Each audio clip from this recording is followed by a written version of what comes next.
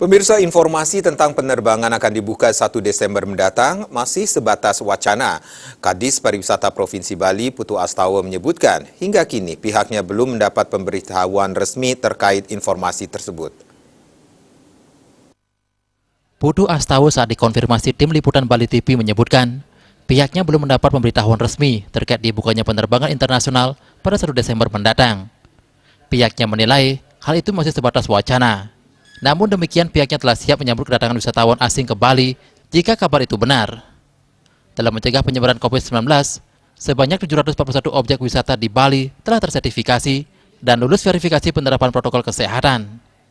Pihaknya menghimbau industri pariwisata betul-betul menerapkan protokol dengan ketat supaya tidak terjadi kasus-kasus baru di bidang pariwisata.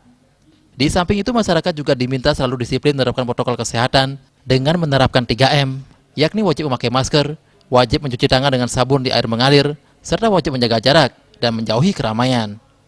Dengan demikian, tambahan kasus baru bisa ditekan dan bisa meningkatkan kepercayaan wisatawan mancanegara untuk datang ke Bali. Raiswantara